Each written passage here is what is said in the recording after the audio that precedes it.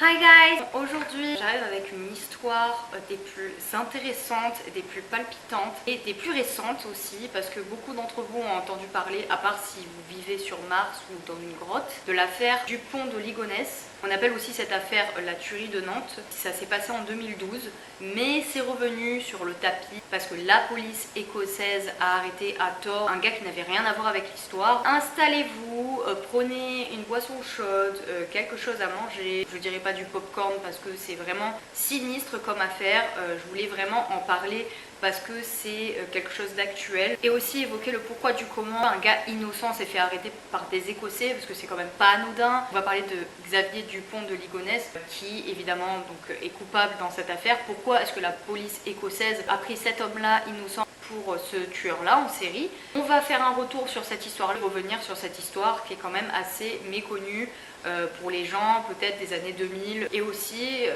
en passant aussi faire un hommage en fait à toute cette famille qui a été décimée par un seul et même homme. Installez-vous, générique.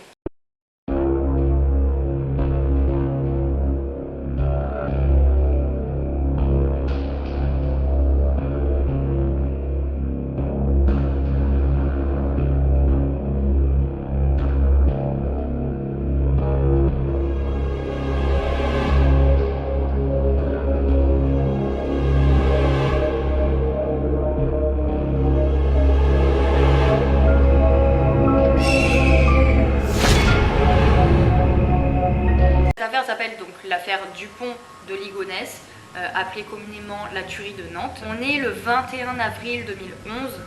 5 membres de la famille Dupont de Ligonnès ont été retrouvés morts dans la maison familiale. Jusqu'à ce jour, Xavier Dupont de Ligonnès reste introuvable. Je pense que c'est une histoire assez atypique pour s'y pencher et assez horrible. Je trouve que pour essayer de comprendre, non pas excuser, mais comprendre un petit peu ce qui s'est passé dans la tête de ce père tueur de toute sa famille, je rappelle qu'il a tué quand même ses 4 enfants et sa femme, je pense qu'il faut se replonger dans l'enfance du personnage. Son père est décrit comme un playboy qui papillonne et qui déserte le giron familial alors qu'il a qu'une dizaine d'années. Sa mère fonde ensuite une secte en lien avec l'Apocalypse. Donc peut-être que ça explique un petit peu la mélancolie de Xavier dès sa plus tendre enfance, son isolement aussi, peut-être son manque de distinction entre la réalité et l'irréel, le fait d'être coupé du monde dans une secte et en plus de ne pas vivre avec son père qui a déserté le giron familial. Pour ce qui est de sa vie d'adulte, il a eu énormément de jobs et multiplié les échecs professionnels. On parle notamment d'un système de fidélisation au restaurant qui a carrément capoté. Il a été aussi chef d'entreprise à la tête d'une quinzaine d'employés qu'il a dû licencier tellement son entreprise ne fonctionnait pas. C'est un homme qui est constamment dans la faillite, constamment dans les échecs. En fait, il entreprend, à chaque fois qu'il entreprend quelque chose, tout se casse la tête, rien ne lui réussit. On a découvert les corps de sa famille dans le jardin, il a carrément creusé des trous, il les a enterrés. Il a même déclaré dans une lettre qu'il était agent secret des États-Unis, donc c'est pour ça qu'il a complètement disparu dans la nature et qu'il est introuvable. Bon, moi j'émets quelques doutes à ce sujet, mais je pense que, étant donné qu'il venait d'une famille un peu noble, peut-être qu'il avait de l'argent de côté finalement et qu'il a réussi à s'enfuir dans le cadre de la protection des témoins, etc., des agents secrets des États-Unis.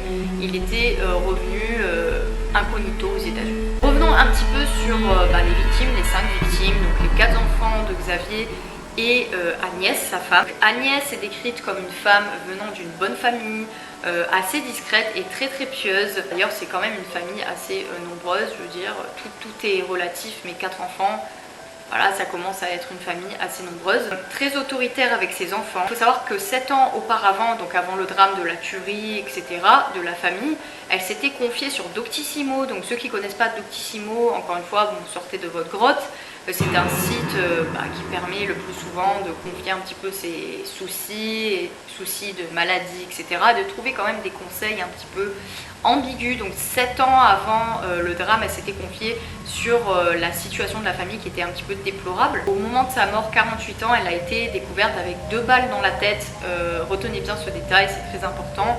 le mode opératoire qu'a utilisé donc Xavier Dupont de Ligonnès pour tuer sa famille.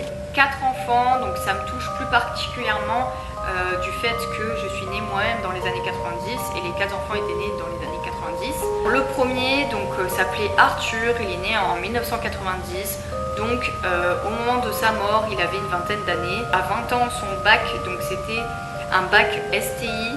Il travaillait dans une pizzeria. Il est mort de 2 balles dans la tête. Je trouve ça quand même affreux. Déjà de tuer sa famille, mais en plus tirer des balles dans la tête. Je trouve ça abominable. Le deuxième enfant donc, est né en 1992. Thomas, il a obtenu son bac L à 16 ans. C'était un génie musical. Il était vraiment passionné de musique, il était discret et c'était vraiment, il est décrit comme un garçon sans histoire. Il est mort de 2 balles dans la tête et une dans le thorax. On a aussi donc, la troisième enfant, Anne, qui est née en 1994, qui était en première et qui est décrite un petit peu comme sa mère, un peu discrète, pieuse. Et le fait qu'elle soit présente énormément sur internet va inquiéter ses amis qui n'ont plus de nouvelles en fait depuis sa mort.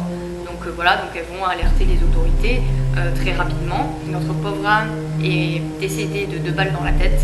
Donc le plus jeune, Benoît, qui est décrit comme un garçon extrêmement populaire du côté des filles, mais aussi de tout le monde, qui est un garçon très très sociable et c'est le plus jeune de la famille. Et lui, j'ai l'impression que Xavier s'est particulièrement acharné sur lui. 3 balles dans la tête et 2 balles dans le thorax, donc c'est beaucoup plus que tous les autres. 1 an avant le drame, nous avons Xavier Dupont de Ligonnès qui envoie un mail à ses amis qui est assez alertant et alarmant.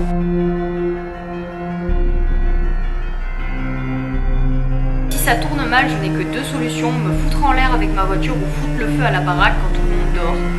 Et en PS, je suis très sérieux, lucide et sous l'emprise d'aucune drogue ni d'aucun alcool. Donc on sait que Xavier était conscient de ce qu'il faisait et ce qu'il pensait et ce qu'il allait entreprendre.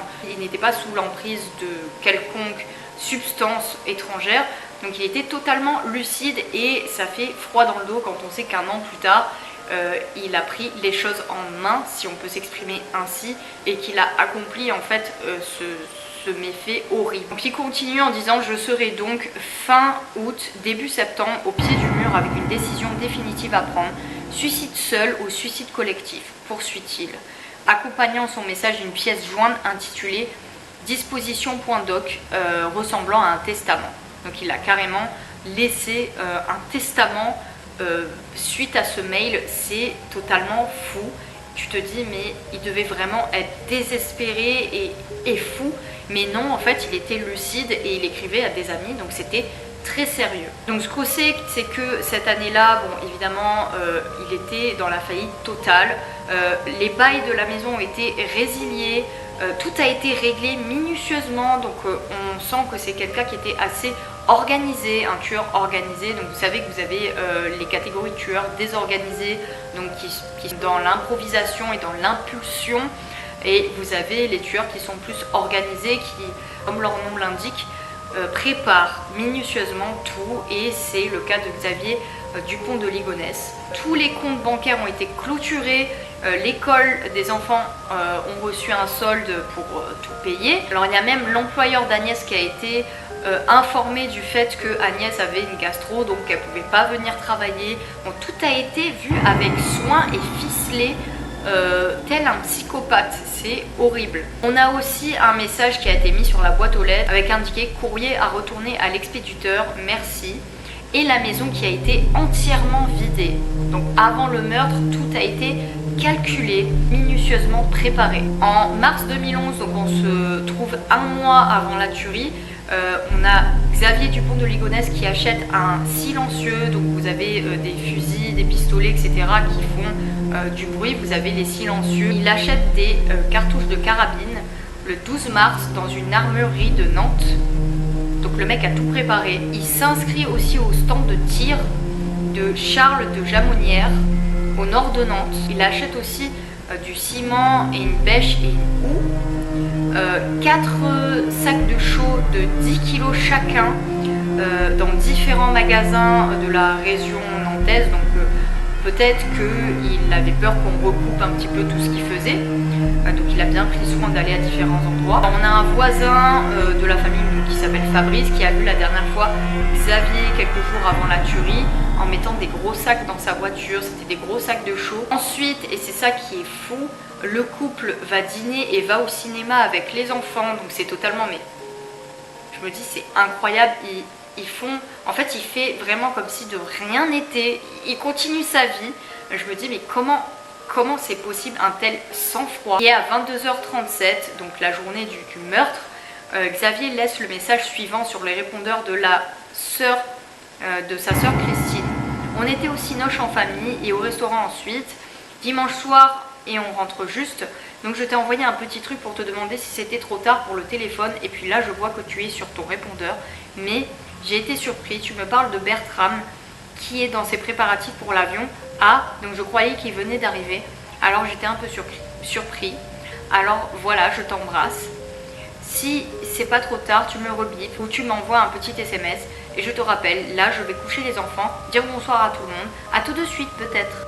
Le 4 avril, les enfants sont absents du collège pour cause de maladie. Les élèves qui sont proches d'Anne et des autres s'inquiètent de ne pas pouvoir les joindre parce qu'ils ont envoyé plein de messages sur leur portable et pas de réponse. Il y a plusieurs personnes qui évoquent leur départ en Australie.